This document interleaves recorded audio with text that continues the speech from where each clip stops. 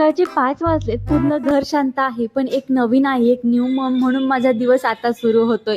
नमस्कार, मी विद्या. स्वागत आहे तुमचं विद्या स्पीच लाईफमध्ये.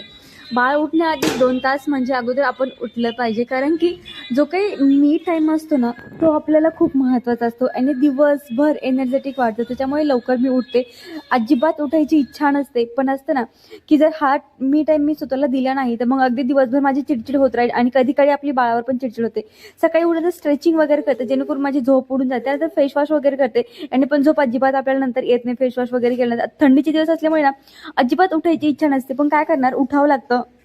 आपल्यासाठी म्हणा किंवा आपल्या बाळासाठी किंवा आपल्या घरासाठी उठावं लागतं, करावं लागतं. तर त्यानंतर मग गरम पाणी वगैरे पिण्यात एक बॉडीमध्ये एक उष्णता तयार होते आणि अजिबात झोपायची नंतर इच्छा होत नाही. त्याच्यामुळे आपण छानपैकी इथे मी जी सुरुवात असते करून घेते. आणि हे 2 तास असतात ना, अगदी शांत जे मला भेटले ना दिवसभरात, 1-2 तास सकाळचे, मी दिवसभर एनर्जेटिक राहते. माझी अजिबात चिडचिड होत नाही किंवा बाळावर पण माझी अजिबात चिडचिड होत नाही, स्वतःवर पण माझी चिडचिड होत नाही. त्यामुळे मला लवकर उठणं गरजेचं वाटतं. आणि अगदी शांततेत पाणी पिणं वगैरे ना, हे खूप रिलॅक्स वाटतं मनाला आणि अगदी पहिल्यासारखीच लाईफ, कारण की आई झाल्यानंतर लाईफ बदलते. पण जेव्हापासून मी लवकर उठायला सुरुवात केली ना, तेव्हापासून मला असं म्हणजे काही फील होत नाहीये की आता म्हणजे आयुष्य बदलले किंवा असं काही नाही होते, कारण की माझा टाईम मला भेटतोय. त्याच्यामुळे नंतर बघत असाल, जसं की 4 पावणे 5लाच वगैरे मी उठले होते. त्यानंतर बाहेर आलं ना, एवढं शांत, एवढी ती थंड हवेची झुळूक जी असते ना, ती काही विचारूच नका. खूप मस्त असं वाटतं आणि अगदी रिलॅक्स असं वाटतं की अरे हां, खूप खूप भारी वाटतं. एकदा तुम्ही नक्कीच अनुभवून पहा. त्यानंतर हा जो असतो तो माझा स्टडी टाईम असतो. बऱ्याच गोष्टी आपल्याला शिकायच्या असतात, पण त्या काही काळात होत नाहीत. पण आत्ता हा माझ्याकडे वेळ आहे, आत्ता बाळ लहान आहे, ते मी शिकू शकते.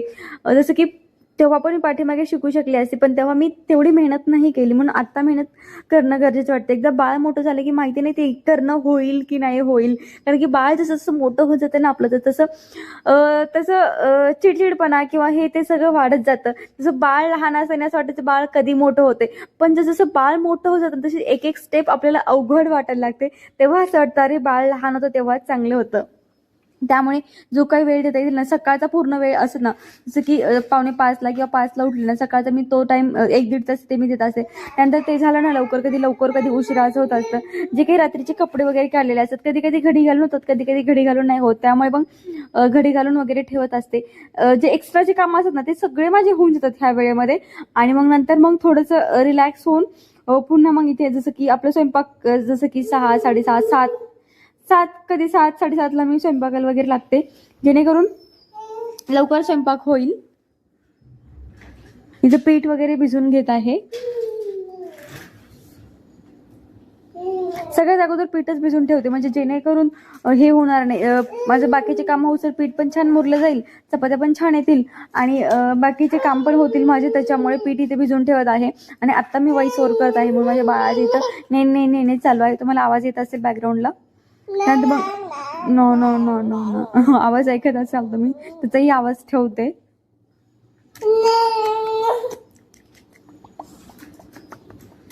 नंतर मग दूध वगैरे असेल, गॅस वगैरे सगळं असंच असतं. कधी कधी गॅस वगैरे घासायचं राहून जातं, तर कधी खूप क्लीन होतं, कारण की बाळ रात्रीचं त्याला मी हवी असते. जसं की जेवण वगैरे झालं हे ते असतं ना, मी हवी असते त्याला. म्हणून जेवढं लवकर आवरणं होईल ना, तेवढं लवकर आवरण्याचा प्रयत्न करत असते.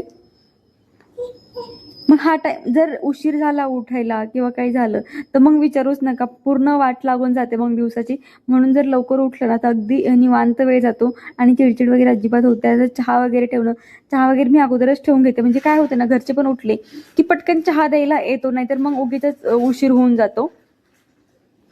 मग किंवा त्यांनाही चिडचिड होत नाही ना, आपल्याला ही चिडचिड होते. म्हणून अगोदरच कामं केलेली आपली बरी असतात.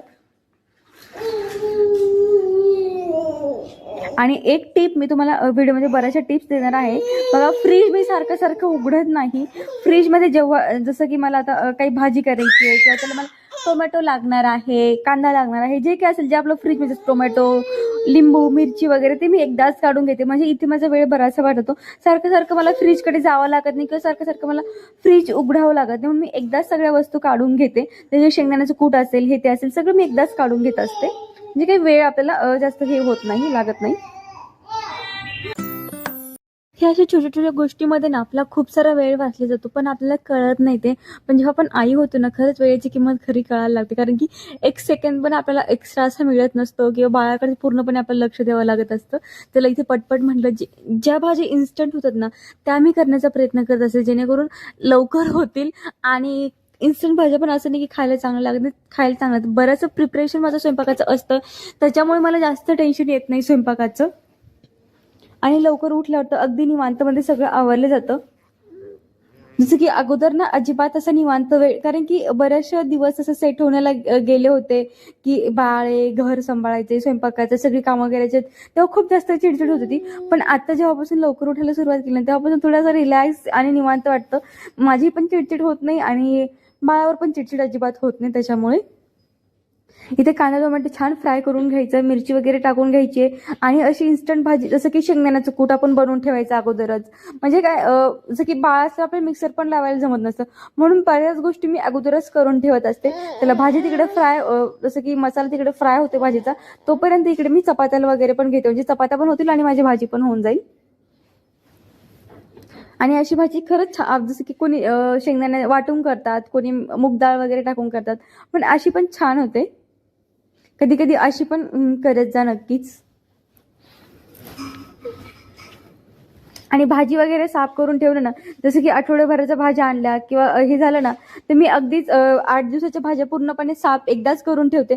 तिथे पण माझा बराचसा वेळ वाचून जातो. भाजी करायची आणि आता मी भाजीला साफ करायला घेते असं म्हणतात की पार वाटच लागून जाणार मग आपली. तर त्यासाठी आठवड्याभराच्या भाज्या एकदाच साफ करून मी ठेवत असते. त्यानंतर चपात्या पण इकडे माझ्या होत आहेत.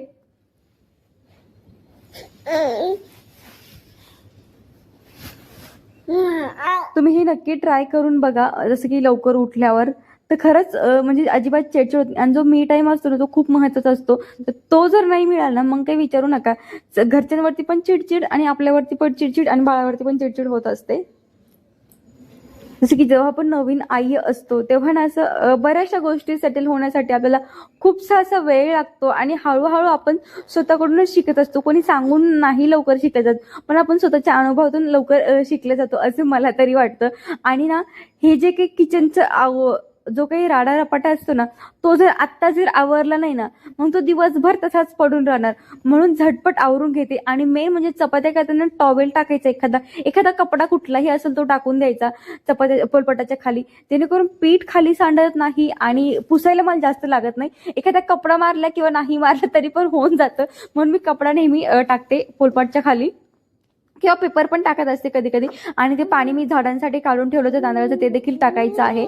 बघा मी ते काल रात्रीच काढून ठेवलं होतं, पण काल रात्री टाकून झालं म्हणून तसंच ते राहून गेलं. असं होतं. असं जेव्हाची कामं तेव्हा केली ना, पटपट होत. आता माझं सगळं आवरलेलं आहे आणि ते माझं पिल्लू पण उठलेलं आहे. पाहत असेल किती आनंदी, किती गोष्ट झाले आहे. थोडी रडापडी आमची होत असते नंतर, जवळ आल्यानंतर. आणि सगळं माझं खूप लवकर असं आवरलं गेलं ना, मग इथे आमची पोटी ट्रेनिंग, सुसू ट्रेनिंग देणं चालू आहे सध्या तरी. आणि छान तो शिकलाय, बऱ्यापैकी शिकलाय. कसं मी त्याला ट्रेन केलं हे तुम्हाला मी सांगणारच आहे, एखादा व्हिडिओ बनवेल. याच्यावर कमेंट पण मला बरेचसे दिवस येत होती, पण तेव्हा मी माझ्या बाळाला कुठलीही अशी ट्रेनिंग दिली नव्हती, त्यामुळे मी काही व्हिडिओ टाकला नाही. पण आता चालू आहे. नंतर बघा इथे सकाळचे जसं की उन्हामध्ये आम्ही त्याला घेऊन बसत असतो, ते विटॅमिन डी बाळाला भेटतं. विटॅमिन डी मुळे बाळाचे हाडे वगैरे मजबूत होतात. त्यामुळे बाळाला उन्हामध्ये, थंडीमध्ये केव्हा पण असेल ना, तेव्हा कवळ्या उन्हामध्ये नक्कीच बाळाला घेऊन बसा. आणि इथं पाहत असाल की आमची किती मज्जा मस्ती अशी चालू आहे. तो उठेपर्यंत बरेचसे माझे कामं होऊन जात असतात. जसं की महत्वाची कामं काय असतात आपले, जेवण वगैरे ना, हे होऊन जात असतं. कारण की जेवण महत्वाचं असं मला वाटतं, कारण की त्याला